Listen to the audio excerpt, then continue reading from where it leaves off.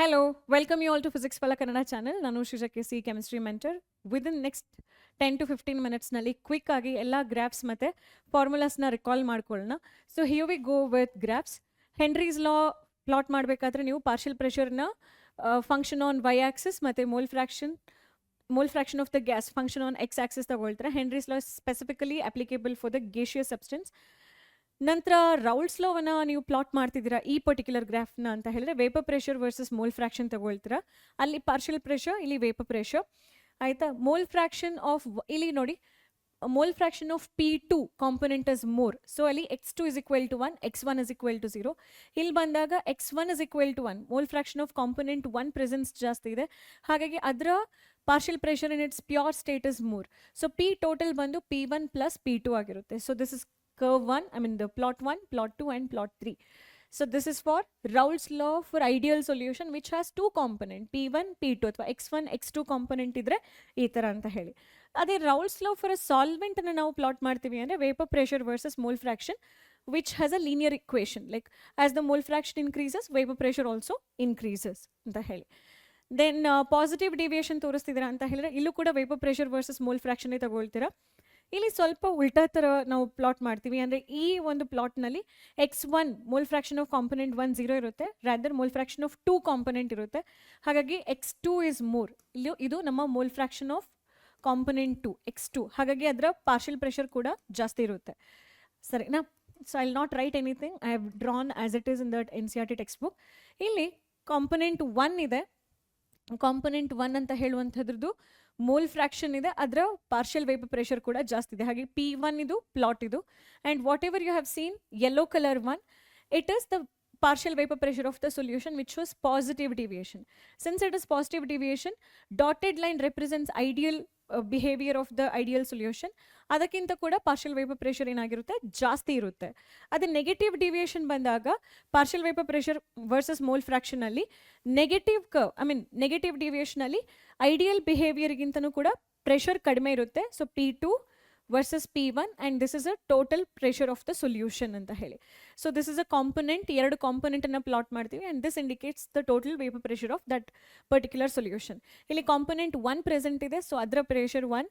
ಇಲ್ಲಿ component 2 present ಇದೆ, ಅದರ pressure 2. Okay, this you should not get confused with the ideal curve. Elevation in boiling ಪಾಯಿಂಟ್ನಲ್ಲೂ ಕೂಡ vapour pressure against temperature plot ಮಾಡ್ತೀವಿ. So boiling point is ಯಾವಾಗಲೂ ಕೂಡ atmospheric ಪ್ರೆಷರ್ನಲ್ಲಿ ಯಾವಾಗ ಸ್ಯಾಚುರೇಟೆಡ್ ಪ್ರೆಷರ್ ಈಕ್ವಲ್ ಆಗುತ್ತೆ, ದಟ್ ಇಸ್ 1 ಅಟ್ಮಾಸ್ಫಿಯರಿಕ್ ಪ್ರೆಷರ್ನಲ್ಲಿ solvent boil ಆಗ್ತಿದೆ ಅಂದರೆ TB1 ಅಂತ ಹೇಳಿ ಕನ್ಸಿಡರ್ ಮಾಡ್ತೀವಿ.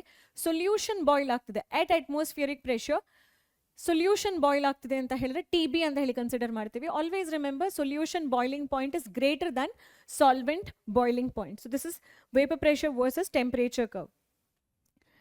So next is depression of freezing point. Depression of freezing ಪಾಯಿಂಟ್ನಲ್ಲಿ ಏನಾಗ್ತಾ ಇದೆ, freezing point temperature for solution and solvent check ಮಾಡಿದಾಗ ಫಸ್ಟಿಗೆ liquid solvent will freeze at a higher temperature ಪಾಸಿಟಿವ್ನಲ್ಲಿ. ಅದೇ ನಾವು ಸೊಲ್ಯೂಷನ್ ತಗೊಂಡು ಬಂದಾಗ ಅದರ ವೇಪರ್ ಪ್ರೆಷರ್ ಕೂಡ ಕಡಿಮೆ ಆಗುತ್ತೆ, ಪ್ಲಸ್ ಅದರ ಫ್ರೀಸಿಂಗ್ ಪಾಯಿಂಟ್ ಕೂಡ ಜಾಸ್ತಿ ನೆಗೆಟಿವ್ ಕಡೆಗೆ ಹೊರಟೋಗುತ್ತೆ.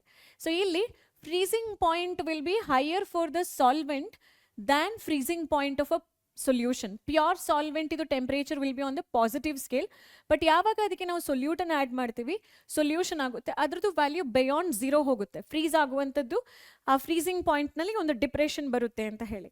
So as the vapour pressure increases, okay, temperature scale ನಾವು ಎಕ್ಸ್ ಆಕ್ಸಿಸ್ನಲ್ಲಿ ಪ್ಲಾಟ್ ಮಾಡ್ತೀವಿ, ವೇಪರ್ ಪ್ರೆಷರ್ ಸ್ಕೇಲ್ನ ನಾವು ವೈ ಆಕ್ಸಿಸ್ನಲ್ಲಿ ಪ್ಲಾಟ್ ಮಾಡ್ತೀವಿ. ಅವುಗಳು ಯಾವಾಗ ಸಾಲಿಡಿಫೈ ಆಗುತ್ತೆ, ಅಫ್ಕೋರ್ಸ್ ಅವುಗಳ ವೇಪರ್ ಪ್ರೆಷರ್ ಕೂಡ ಹೈ ಇದ್ದದ್ದು ಕಡಿಮೆ ಆಗ್ತಾ ಬರುತ್ತೆ. So this was vapour pressure of the solvent and it started freezing. Idu namma vapor pressure of the solution, it decreases, and this is the plot where you can see that solution is freezing. Temperature is increasing in this direction, but just the negative barta ide when the temperature for solution we are plotting. And from electrochemistry there is no much graph, there's only one graph of molar conductance versus square root of concentration, C to the power half athwa square root of C. For strong electrolyte the curve shows straight line, and for weak electrolyte, for example CH3COH, the curve has this shape. Okay, so followed by next one is our chemical kinetics ಚಾಪ್ಟರ್ನಿಂದ. So chemical kinetics ಚಾಪ್ಟರ್ನಿಂದ integrated rate equation ನಲ್ಲಿ zero order for this equation R is equal to minus K T plus R naught ನಲ್ಲಿ ಇಲ್ಲಿ log ಇಲ್ಲ, log ಇಲ್ಲದೆ ಬರೀ concentration versus ಟೈಮ್ನ ನೀವು ಪ್ಲಾಟ್ ಮಾಡ್ತಿದ್ದೀರಾ ಅನ್ಕೊಳ್ಳಿ. So concentration in the Y axis ಆಯ್ತಾ, ಕೆ ಬಂದು ನಿಮ್ಮ ಸ್ಲೋಪ್ ಆಗಿರುತ್ತೆ ಆ್ಯಂಡ್ ಎಕ್ಸ್ ಆಕ್ಸಿಸ್ನಲ್ಲಿ ಟೈಮ್, ಇದು ನಿಮ್ಮ ಇಂಟರ್ಸೆಪ್ಟ್ ಆಗಿರುತ್ತೆ, ಸಿ ಇಂಟರ್ಸೆಪ್ಟ್ ಆಗಿರುತ್ತೆ. ಸೊ ಇಲ್ಲಿ ಆರ್ ನಾಟ್ ಮತ್ತು ನಿಮ್ಮ ಸ್ಲೋಪ್ ಬಂದು ನೆಗೆಟಿವ್ ಕೆ ಇರುತ್ತೆ. So K is equal to minus slope, ಇಲ್ಲಿ ನಾವು ಈ ಥರನೂ ಬರಿಬೋದು, slope is equal to minus K ಅಂತ ಹೇಳಿ. So this is the slope which is equal to minus K. ಇದು ಯಾವ ಆರ್ಡರ್ ರಿಯಾಕ್ಷನ್ ಆಗಿರುತ್ತೆ? ಝೀರೋ ಆರ್ಡರ್ ರಿಯಾಕ್ಷನ್ ಆಗಿರುತ್ತೆ. ಸಿಮಿಲರ್ಲಿ ಗೋಯಿಂಗ್ ಅಹೆಡ್ ಫರ್ದರ್, ನಮ್ಮ first order chemical kinetics, first ಆರ್ಡರ್ದು integrated rate equation is actually in the form of ln ಅಥವಾ ಲಾಗ್ನಲ್ಲೂ ಬರಿಬೋದು. So ಇಲ್ಲಿ ಲ್ಯಾನ್ ಆರ್ ವರ್ಸಸ್ ಸೇಮ್ ಥರ ಇರುತ್ತೆ, but only differences we are taking ln. Ln R versus ಟೈಮ್ನ ನೀವು ಪ್ಲಾಟ್ ಮಾಡ್ತೀರ ಅಂದರೆ ಲ್ಯಾನ್ ಆರ್ನ ವೈ ಆಕ್ಸಿಸ್ನಲ್ಲಿ, ಟೈಮನ್ನು ಎಕ್ಸ್ ಆಕ್ಸಿಸ್ನಲ್ಲಿ ಪ್ಲಾಟ್ ಮಾಡ್ತೀರ ಅಂದರೆ ಸ್ಲೋಪ್ ಬಂದು, ಸೊ ನಮ್ಮ ಕೆ ಅಂತ ಹೇಳುವಂಥದ್ದು rate constant is nothing but a negative slope. Slope here is actually equal to minus K ಇರುತ್ತೆ. Okay, minus K is our slope. ಆಮೇಲೆ ಲ್ಯಾನ್ ಆರ್ ನಾಟ್ ಬಂದು ನಮ್ಮ ಇಂಟರ್ಸೆಪ್ಟ್ ಆಗಿರುತ್ತೆ. ಇದು ನಮ್ಮ ಫಸ್ಟ್ ಆರ್ಡರ್ಗೆ. ಫಸ್ಟ್ ಆರ್ಡರ್ಗೆ ಇನ್ನೊಂದು ಇಕ್ವೇಶನ್, ಇನ್ನೊಂದು ಗ್ರಾಫ್ ಇದೆ. ಫಸ್ಟ್ ಆರ್ಡರ್ನ ನಾವು ಲಾಗ್ ಫಾರ್ಮ್ನಲ್ಲೂ ಕೂಡ ಬರೀಬಹುದು. ಲಾಗ್ ಫಾರ್ಮ್ನಲ್ಲಿ ಕನ್ವರ್ಟ್ ಮಾಡಿದಾಗ log R naught versus R is equal to 2.303 K divided by 2.303 and temperature ಇದೆ, I mean time ಇದೆ. Okay, so time versus log R naught by ಆರ್ನ ನೀವು ಪ್ಲಾಟ್ ಮಾಡ್ತೀರಾ ಅಂದರೆ ನಿಮ್ಮ slope actually is going to be equal to K divided by 2.303. Log ಫಾರ್ಮ್ನಲ್ಲಿ ಬಂದಾಗ ಇದೇ ಫಸ್ಟ್ ಆರ್ಡರ್ ಕೈನೆಟಿಕ್ಸ್ಗೆ the equation has positive slope. So ತುಂಬ ಜನ ಮಕ್ಕಳಿಗೆ ಲ್ಯಾನ್ ಮತ್ತು ಲಾಗ್ ಬಂದಾಗ ಗ್ರಾಫ್ ಕನ್ಫ್ಯೂಷನ್ ಆಗುತ್ತೆ, ಕನ್ಫ್ಯೂಷನ್ ಮಾಡ್ಕೊಳ್ಳೋ ಅವಶ್ಯಕತೆ ಇಲ್ಲ. This is another way of writing the whole equation. Fine. So the next one is effect of catalyst and activation energy. ಅದಕ್ಕೆ ಪೊಟೆನ್ಷಿಯಲ್ ಎನರ್ಜಿ ವರ್ಸಸ್ ರಿಯಾಕ್ಷನ್ ಕೋಆರ್ಡಿನೇಟ್ನ ಪ್ಲಾಟ್ ಮಾಡಿ ಒಂದು ಎಕ್ಸಾಂಪಲ್ ಕೊಟ್ಟಿದ್ದಾರೆ, H2I2 ಗಿವಿಂಗ್ HI. ಟೆಕ್ಸ್ಟ್ ಬುಕ್ನಲ್ಲಿ ಈ ಒಂದು ಪಾರ್ಟನ್ನು update ಆಗಬೇಕದು. ಕ್ಯಾಟಲಿಸ್ಟ್ ಇದ್ದಾಗ ಆಕ್ಟಿವೇಶನ್ ಎನರ್ಜಿ ಕಡಿಮೆ ಇರುತ್ತೆ, ಕ್ಯಾಟಲಿಸ್ಟ್ ಇಲ್ಲ ಅಂತ ಹೇಳಿದ್ರೆ activation energy will be higher. Okay, this is for exothermic. Exothermic ರಿಯಾಕ್ಷನ್ಸ್ಗೆ ಪ್ರಾಡಕ್ಟ್ಗೆ ಎನರ್ಜಿ ಕಡಿಮೆ ಇರುತ್ತೆ, whereas reactant will have more energy that will be released during the equation. So ಇದೇನು ತೋರಿಸುತ್ತೆ? ವಿತ್ ಕ್ಯಾಟಲಿಸ್ಟ್ ಆಕ್ಟಿವೇಶನ್ ಎನರ್ಜಿ ಇಷ್ಟೇ ಇರುತ್ತೆ, without catalyst activation energy will be this much. Clear? And this is the difference in the energy between delta H is the difference in the energy between reactant and the product. So ನಿಮ್ಗೆ ಇಷ್ಟ ನೆನ್ಪಿಟ್ಕೊಳ್ಬೇಕು, effect of catalyst ಕೇಳಿದಾಗ potential energy versus reaction coordinate ಬರೆದು ಈ ಒಂದು ಪ್ಲಾಟನ್ನು ನೀವು ಬರೀಬಹುದು. Effect of catalyst. Next we go ahead with most probable kinetic energy plotting. So ಇದರಲ್ಲಿ ಈ ಒಂದು ಕರ್ವ್ ಏನಿದೆ ಅಲ್ಲ, centre curve indicates most probable kinetic energy possessed by majority of the molecule, like fraction of the molecule. The total ಮಾಲಿಕ್ಯೂಲ್ಸ್ನಲ್ಲಿ kinetic energy ಇರುವಂಥ molecule NE refers to molecule with the kinetic energy, like activation energy. NT is the total molecule. So you can plot this graph by fraction of molecule versus kinetic energy, and this line indicates most probable kinetic energy. Effect of temperature ಕೇಳಿದ್ರೆ ಅಥವಾ distribution curve showing the temperature dependency of rate equation ಕೇಳಿದ್ರೆ ಫಸ್ಟಿಗೆ ನೀವು ಪ್ಲಾಟನ್ನು T ಟೆಂಪ್ರೇಚರ್ನಲ್ಲಿ ಬಿಡಿಸ್ತೀರಾ. ಇಷ್ಟೇ fraction of ಮಾಲಿಕ್ಯೂಲ್ಸಿಗೆ activation energy ಇರುತ್ತೆ. But ನೀವು ಯಾವಾಗ ಟೆಂಪ್ರೇಚರ್ನ indicate ಮಾಡ್ತೀರಾ, ಗ್ರಾಫ್ ವೈಡನ್ ಆಗುತ್ತೆ ಈ ಜಾಗದಲ್ಲಿ. The MD area, this area what ever I am showing, the entire area will be now the molecule which are ready with the energy of activation. This is energy of activation. Each iರೋ molecules-ಗೆಲ್ಲ energy, I mean the molecules do have energy which is greater than energy of activation. ಈ point ಬಂದು energy of activation ಆಗಿರುತ್ತೆ. Each ಇರೋ ಮಾಲಿಕ್ಯೂಲ್ಸ್ಗೆ ಆ energy of ಆಕ್ಟಿವೇಶನ್ಗಿಂತನೂ ಕೂಡ activation ಎನರ್ಜಿಗಿಂತ ಕೂಡ ಸ್ವಲ್ಪ ಜಾಸ್ತಿ energy ಇರುತ್ತೆ ಅಂತ ಹೇಳಿ. So when we increase the temperature by 10 by adding 10, ಜಾಸ್ತಿ ಮಾಲಿಕ್ಯೂಲ್ಸ್ಗೆ extra energy irutte. Energy will be greater than activation energy. So you're plotting it by fraction of molecules versus kinetic energy. Next Arrhenius equation K is equal to A into E to the power minus E A R T ಅದನ್ನ ln ಫಾರ್ಮ್ನಲ್ಲಿ ತಗೊಂಡ್ರೆ ln K ln A ln E versus E ಬಂದು 1 ಆಗುತ್ತೆ. So power ಬಂದು minus E A by R T ಅನ್ನು ಹಾಗೆ ತಗೊಳ್ತೀವಿ. And we plot graph for this ln K versus 1/t plot ಮಾಡಿದಾಗ ಇದು ನಮ್ಮ ವೈ ಆಕ್ಸಿಸ್. ಓಕೆ, ಇದು ನಮ್ಮ 1/t ಬಂದು X axis. Slope minus E A by R ಬಂದು slope and this is our intercept. ಲ್ಯಾನ್ ಎ ಬಂದು ನಮ್ಮ ಇಂಟರ್ಸೆಪ್ಟ್ ಆಗಿರುತ್ತೆ. So that's about graphical representation. Important formulas from the solution chapter. So solution chapter nalli important formulas ಏನು? Mass percentage ನೋಡ್ತಿರಾನೆ mass of solute by mass of solution WaWb into 100. Volume percentage ಅಂದ್ರೆ volume of the solute, volume of the solution into 100. Parts per million ಅಲ್ಲಿ solute to solution ನೋಡಿ mass of the solution mass of the solute WB ಎಲ್ಲ ಕಡೆ solute A ಅಂದ್ರೆ ಅದು solution. Okay A ಅಂತ ಹೇಳಿದ್ರೆ ಸಾಲ್ವೆಂಟು, A plus B ಅಂದರೆ solution. Okay, ನಾನು ಇಲ್ಲಿ ಬರ್ದ್ಬಿಡ್ತೀನಿ ಒಂದು ಕಡೆ. ಎ ಪ್ಲಸ್ ಬಿ ಅಂತ ಹೇಳಿದ್ರೆ ಸೊಲ್ಯೂಷನ್, ಬಿ ಅಂತ ಹೇಳಿದ್ರೆ ಸೊಲ್ಯೂಟ್. ಓಕೆ, ಎ ಅಂತ ಹೇಳಿದ್ರೆ ಬರೀ ಎ ಅಂತ ಹೇಳಿದ್ರೆ ಸಾಲ್ವೆಂಟ್. ಇದು simple general notation. So W B is a solute. Mass of the solute in grams divided by mass of the solution into 10⁶ ಎಷ್ಟು parts per billion. Mole fraction if you have two components A and B, mole fraction of A which is represented as chi A is equal to Na by Na plus Nb. Aditara Henry's law dalli partial pressure of the gas is equal to Henry's constant into mole fraction of that particular gas in the solution. Raoult's law barbekadre vapor pressure P1 is equal to mole fraction into vapor pressure of that particular component in the pure state.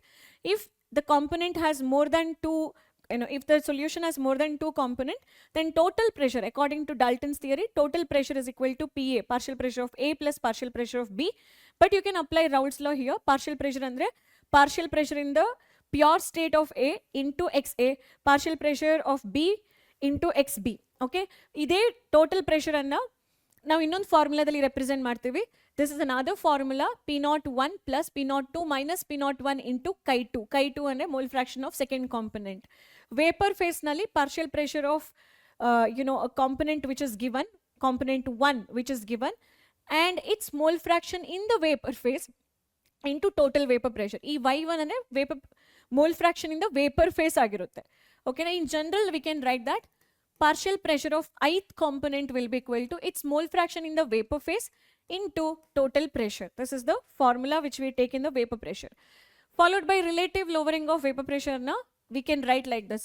Partial pressure of a pure solvent minus solution compared to the pure solvent is equal to WB MB, W mass of the solute, molar mass of the solute, mass of the solvent, molar mass of the solvent. MA. And ಅದೇ ಥರ elevation and boiling point. Delta TB is equal to KB. KB is ebuloscopic constant ಅಂತ ಹೇಳ್ಬೋದು ನಾವು ಅಲ್ವಾ. ಅದೇ ಥರ WB into 1000 divided by mass of the solvent into molar mass of the solute. ಇಲ್ಲಿ KB ಅಂತ ಹೇಳಿದರೆ ಏನು? KB ಅಂತ ಹೇಳಿ ebuloscopic constant which is equal to R universal gas constant, molar mass constant of the solution solvent. ನಾವು ಏನು solvent ತಗೊಳ್ತೀವಿ, boiling point of the pure solvent divided by 1000, vapor phase enthalpy of vaporization. ಇದು ತುಂಬ important ಆಗಿರುತ್ತೆ, do not forget this. ಅದೇ ಥರ delta T F which is called as depression in the freezing point is equal to K F.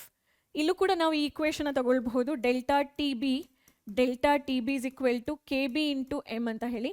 So same way K F into M ಅಂತ ಹೇಳಿ ತಗೊಳ್ಬೋದು. So ಇಲ್ಲಿ M ಅಂತ ಹೇಳಿದ್ರೆ molality, WB, MB, WA 1000. You know this formula very well. Whereas KF is equal to universal gas constant, molar mass constant of the solvent, TF naught square divided by 1000 and fusion enthalpy of fusion. Because it's a freezing, colligative property. So osmotic pressure nalli pi is equal to CRT, where C anna now concentration anna moles per volume anta heli tagoltivi. Again moles anna given mass by molar mass anta heli tagoltivi. So the same thing we have written here into volume. If it is in milliliter, now 1000 inda multiply ಮಾಡ್ತೀವಿ divided by 1000, that comes here R into T. ಈಗ Van 2 factor I ಅನ್ನ ಹೇಗೆ define ಮಾಡ್ತೀವಿ ನಾವು? I ಅನ್ನ ಬೇರೆ ಬೇರೆ ಒಂದು ಫಾರ್ಮುಲಾದಲ್ಲಿ ಡಿಫೈನ್ ಮಾಡ್ಬೋದು. ನಾರ್ಮಲ್ ಮಾಲಿಕ್ಯುಲರ್ ಮಾಸ್ ಬಂದಾಗ ನಾರ್ಮಲ್ ವರ್ಸಸ್ ಅಬ್ಸರ್ವ್ಡ್. ಅದೇ ಕಾಲಿಗೇಟಿವ್ ಪ್ರಾಪರ್ಟಿ ಬಂದಾಗ colligative observed colligative property divided by calculated one. Association dissociation ಬಂದಾಗ total number of molecules after association or dissociation divided by number of molecules before association or dissociation. So alpha and I, degree of dissociation I is connected like this for dissociation, I minus 1, n minus 1. Other degree of association bandaga ili 1 minus I, 1 minus 1 by n ಆಗುತ್ತೆ. ಇಲ್ಲಿ n ಅಂತ ಹೇಳಿದ್ರೆ number of moles of solute. For example, ಇವಾಗ NaCl ಇತ್ತು ಅಂತ ಹೇಳಿದ್ರೆ there are 2 ions, right? So 2 ions now we are substituting over there. Then comes modified colligative property. ಈ modified colligative property ನಲ್ಲಿ we are introducing I factor everywhere. So in all the colligative property we introduce I factor. Okay. So followed by electrochemistry ನಲ್ಲಿ we know that resistance is directly proportional to length and inversely proportional to A.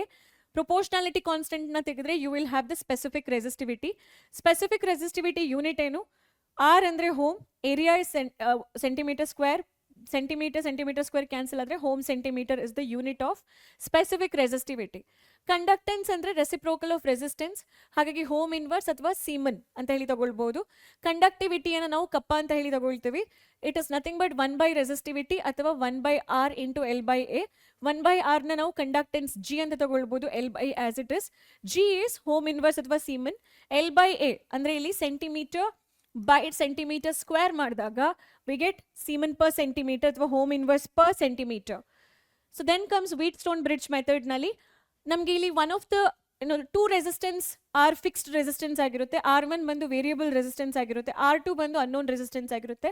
So we can calculate the resistance of unknown solution by R2 is equal to R1 into R4 by R3. ಈ formula ಇಟ್ಕೊಂಡು molar conductivity delta m ಅನ್ನು ನಾವು ಹೇಗೆ calculate ಮಾಡಬಹುದು? molar conductivity is equal to kappa into 1000 by C. ಇಲ್ಲಿ unit ಬಂದು Simon centimeter square per mole. And Debye Onsager equation ನಲ್ಲಿ ಈ ಒಂದು equation ತುಂಬಾ important. Delta m is equal to delta m naught minus A into root C. ಇಲ್ಲಿ A is a constant which depends upon the nature of the solvent and temperature, even types of ions. Next, Kohlrausch's law ದಲ್ಲಿ molar conductivity at infinite dilution. Okay, limiting molar conductivity ಅನ್ನು ನಾವು calculate ಮಾಡ್ತೀವಿ. Number of cations into molar conductivity of cation plus number of anion into molar conductivity of anion. ಈ formula ತಗೊಳ್ಬಹುದು. ಅಲ್ಲಿ ನಾವು degree of dissociation ಕೂಡ calculate ಮಾಡ್ತೀವಿ. So degree of dissociation alpha is equal to delta m molar conductivity at given concentration by molar conductivity at infinite concentration. The same alpha value ನೀವು equilibrium constant value ಗೆ substitute ಮಾಡಬಹುದು, C alpha square by 1 minus alpha. ಇದು ಬೇಕು ಅಂತ ಇದ್ರೆ ನೀವು ನೆನಪಿಟ್ಕೊಳ್ಬಹುದು. K is nothing but dissociation constant, equilibrium constant ಅಥವಾ dissociation constant. At least ಅವ್ರೇನಾದರೂ ಕೇಳಿದ್ರೆ ನೀವು ಫಾರ್ಮುಲಾ ಬರ್ದಿಟ್ಟು ಬಂದರೂ ಕೂಡ ನಿಮಗೆ ಮಾರ್ಕ್ಸ್ ಸಿಗುತ್ತೆ, ಅದಕ್ಕೋಸ್ಕರ ರಿವೈಸ್ ಮಾಡ್ತಾ ಇದ್ದೇನೆ. ಓಕೆ, ನೆಕ್ಸ್ಟ್ ನರ್ನ್ಸ್ ಇಕ್ವೇಷನ್ ನಲ್ಲಿ ನರ್ನ್ಸ್ ಇಕ್ವೇಷನ್ ಇಲ್ಲಿ ನಾವು ಇವಾಗ for any metal it is actually 1. We can take in general EMF of the cell is equal to EMF in the standard state minus 0.059 by log m by mn plus. ಅದೇ equilibrium constant ಬಂದಾಗ ಈ ತರದ questions ಜಾಸ್ತಿ ಕೇಳ್ತಾರೆ. E naught cell is equal to 0.0591 divided by n log Kc, where n is the number of moles of electron which is involved in that redox reaction. Kc ಅಂದ್ರೆ equilibrium constant ಆಗಿರುತ್ತೆ. The same E naught value ಏನಿದೆ it is connected to delta G, Gibbs free energy. Delta G is equal to minus NF E naught cell ಆಗಿರುತ್ತೆ. And E naught cell you can actually calculate by E naught cathode minus E naught anode. Okay, this should go in the reverse order, but anyway. So ಅದೇ ತರ Gibbs free energy is connected to the equilibrium constant with this formula. Delta G is equal to minus 2.303 RT log Kc form ನಲ್ಲಿ connect ಆಗಿದೆ. And from Faraday's law it is very clear that mass deposited will be directly proportional to the amount of charge passed Q. Q is actually equal to IT. Proportionality constant ಅನ್ನ ನಾವು electrochemical equivalence ಅಂತ ಹೇಳಿ ಕರಿತೀವಿ. Z is nothing but electrochemical equivalent. So ಇಲ್ಲಿ electrochemical equivalent ಅನ್ನ equivalent weight divided by 1 Faraday, that is 96,500 into I is the current, T is the temperature. Faraday's second law ಹೇಳುತ್ತೆ when you have two different solutions and you're passing the same amount of electricity, mass deposited will be equal to their equivalent mass. W1 is proportional to E1, W2 is proportional to E2. This is the Faraday's second law. Then comes our kinetics chapter's important formula. Integrated rate equation for zero order is actually equal to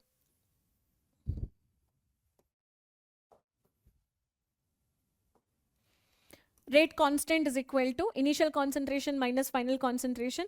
Illu kuda rate constant is equal to initial divided by t ಇದೆ ಆಯ್ತಾ. ಈ formula ನೆನ್ಪಿಟ್ಕೊಳ್ಬೇಡಿ, ನೆನ್ಪಿಟ್ಕೊಳ್ಳಿ. ಇಲ್ಲಿ T of is equal to half life of a zero order bandu initial concentration divided by 2 times of rate constant. Integrated rate equation for first order reaction 2.303 by t log of r naught by r. Adra half life bandu t half life is equal to 0.693 by k. So these are the important reaction followed by Arrhenius equation alli. Next barutte Arrhenius equation, rate constant k is equal to Arrhenius factor A into e to the power minus EA by RT, where R is the constant, EA is the activation energy, T is the temperature. So log form of the same can be taken as log K2 by K1 at different temperature and different rate constant. The same equation can be written as K2 by K1 is equal to EA divided by 2.303, R is the rate constant, T2 minus T1 by T1 into T2. Ili T2 is a greater temperature, like higher temperature, T1 is a lower temperature. And now connecting to the orientation factor and collision frequency. So ili P anta helre orientation factor athwa steric factor, ZE and Z andre ili collision factor between A and B molecule. E is nothing but Arrhenius constant ಏನಿದೆ ಅದೇ ತರ ಇಲ್ಲಿ Arrhenius factor ಬದಲಿಗೆ ನಮಗೆ collision factor ಇದೆ ಅಷ್ಟೇ, ಜೊತೆಗೆ orientation factor ಕೂಡ ಇದೆ. So ZAB e to the power minus EA RT ಒಂದು ಫಾರ್ಮುಲಾ ಇದೆ. P ಅಂತ ಹೇಳಿದ್ರೆ ಇಲ್ಲಿ ಕೊಲಿಷನ್ ಫ್ಯಾಕ್ಟರ್ ಅಥವಾ P ಅಂತ ಹೇಳಿದ್ರೆ steric factor.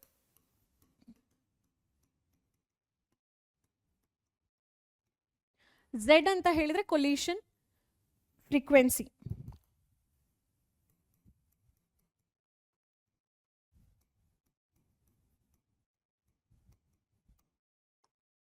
Collision frequency. Okay, so it was a general revision on all the formulas. So I hope it was clear for you all. Thank you so much. All the best.